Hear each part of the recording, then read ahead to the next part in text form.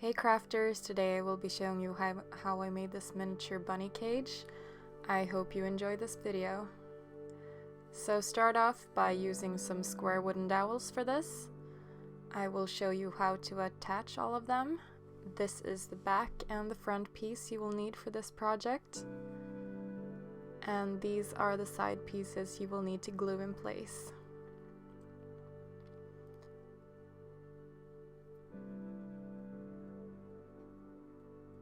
So this is what the front should look like when everything is glued, and here is what the back will look like with the square dowels on the sides. Now it's time to glue down the bottom pieces. These will be glued like this with the attachment at the front. And here is how that will look. I took a piece for the side, and you will have an identical piece for the other side, but with a cutout so that the bunnies can go in and out of the cage.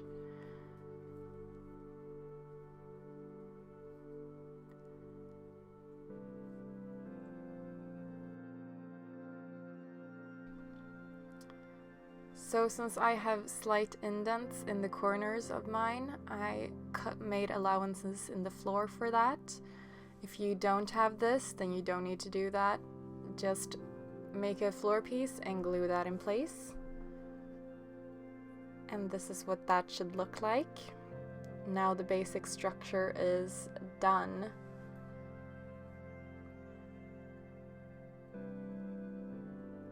So the next step is the pieces for the underside of the house.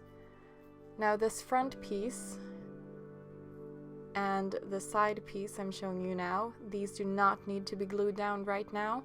There are a few more steps. This piece, however, you can glue down right now because we're done with it. Now onto the roof. You will need two pieces for that. I have decided to make my roof detachable, so I'm not gluing these straight to the structure. I'm gluing them to each other. I took some scrap pieces that are going to go on the inside to give it some stability. And these just need to be the same slant as the roof. They don't need to be pretty. They're not gonna show anyway. Now for the piece at the top, this is gonna give it some stability and it's gonna hold that post in place. So you can go ahead and glue that down, as well as a post in the middle. This is gonna divide the door from the rest of it. Now the top piece you can see here in the doorway, it is not glued down. You do not want to glue that down right now. That was just there so I could see how big I needed my door pieces to be. So here you can see the basic structure of the door and the door frame. So here you can see I've started to measure out and sketched out where I want my posts to go. And here I'm using a needle tool to make a hole for the posts. If you don't have a needle tool, you can use an actual needle, and that will work just the same. So I am just making a hole for every single post.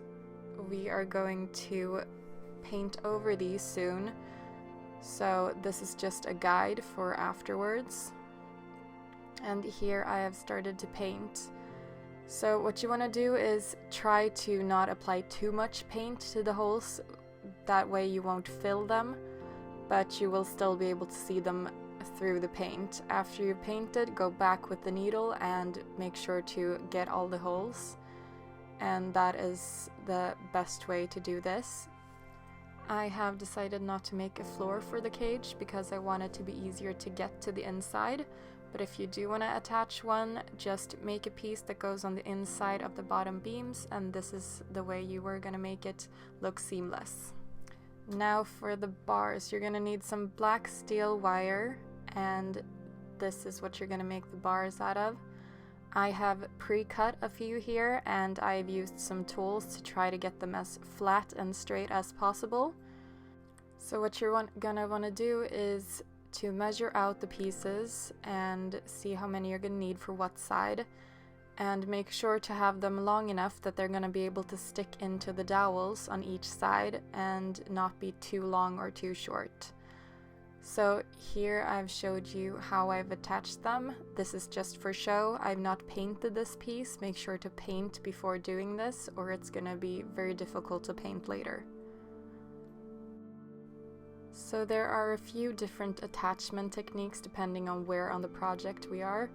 As you can see here, this is a pretty tall piece, so you can just stick them straight through the bottom piece, and that way you are gonna have some room to stick it into the top where we've made some holes.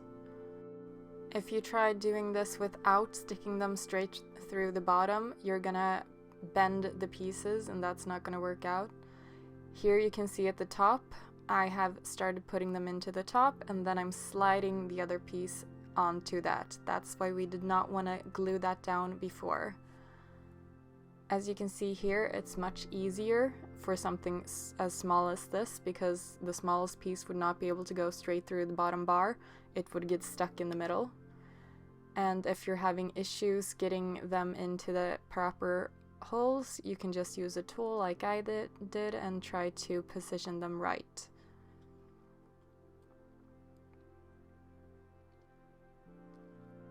Once you're happy with how it looks, just glue that in place. Now for the door, you can do this pretty easily. You just stick the bars into the top, then you add the bottom piece to that, and then since we already have some pre-cut sides, you will know how tall or short they need to be.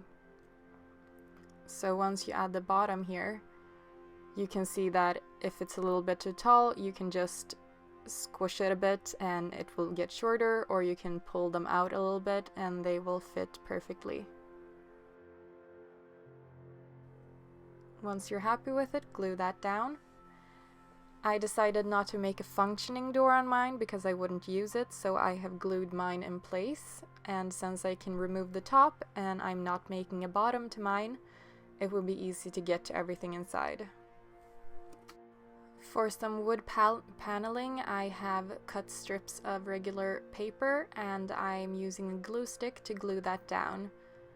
I have drawn on some guidelines to make sure everything is very even and level. So you can skip this step, or if you want it more detailed, do this and continue all over the project. So here is what that looks like in the end. I did pre-paint the sides before doing this, but it didn't end up making much of a difference, so you don't need to do that step. So just paint over this, and this should give it the illusion of wood paneling. I decided to paint mine gray. Not that shocking because a lot of my projects are gray or white, and this is both, so I hope you don't mind my lack of color. But yeah, so just paint it all whatever color you choose, but this is just my personal preference, so just do whatever you think looks nicest for you.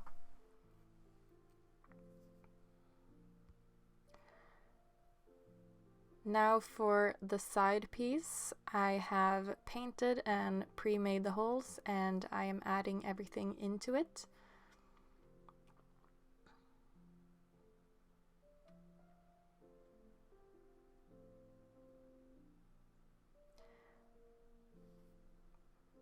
The pieces don't need to be straight when you do this because once they fit into the holes on the next piece, they are going to stay straight. So here I am just wedging it into place and I am spending some time putting each bar into the proper place. This can be frustrating and a little bit time consuming, but just stick with it and it should work out fine. For the front piece and the side piece, I made some holes, and what you want to do here is you bring them straight through the bottom. And that's going to be the easiest way to do this. I did not film this, but it's the same process as the rest of them. Just bring them straight through the bottom and into the top and they should look fine. Now all the bars are in place here, and this is what that looked like. Now on to the ramp. I have a piece here that I measured so that it would fit from the opening in the top and down to the floor. So here I am laying down some small strips of wood and I glue these in place with a glue stick that holds it just fine. Make sure to measure these so that they are the same distance apart from each other. Here I decided that they were a little bit too tall and I didn't like that, so I sanded them down and I like this way more. This looks like the proper scale for the project. So once you're done with that, I decided not to paint mine and I glue that in place. Now for the roof. As you see here, I've added some supports on the inside. This will just hold that in place. And here you can see how that would fit.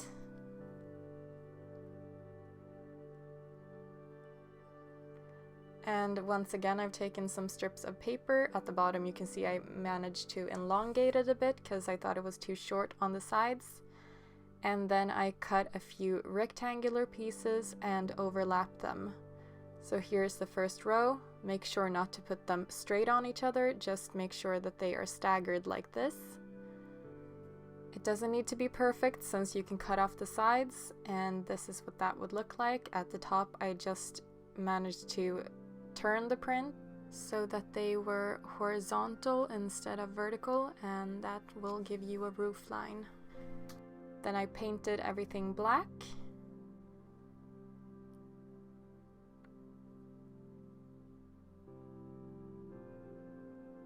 And once you're done with that, it is time to make the sides. So here I have taken some strips of wood and cut them to the proper length. They kind of look like little hockey sticks now, but these are slanted the same as the roof. So paint these white and glue them to the sides of the roof, and this will hide the seam if you have a detachable roof, so you won't be able to see that it is detachable.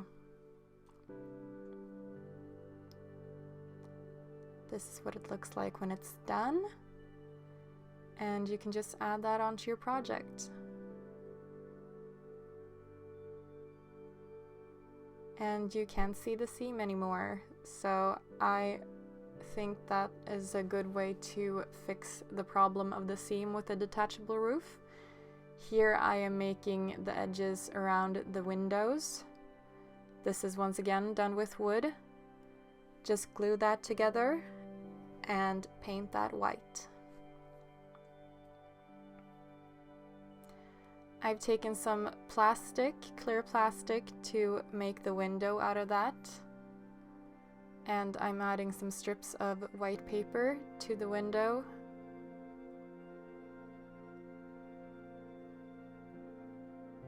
And another piece to make the cross, and then just glue the frame to the outside.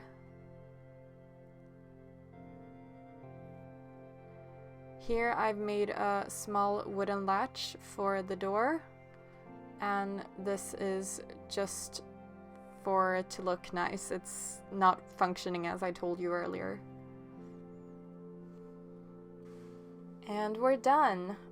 I hope you liked this tutorial, even though I kept using the words pieces every single second, it feels like. But I hope you can forgive me. This is what the project looks like in the end. I did add one extra thing at the end, which was some hay to the house. And I did that by using some dried out grass. This will make it the appropriate size for the project. If you use real hay, that would be way too large for the scale. Here is a picture of my friend's bunny cage, which is what I based this on, so I hope you enjoyed that. Thanks for watching, and I hope to see you next time. Bye!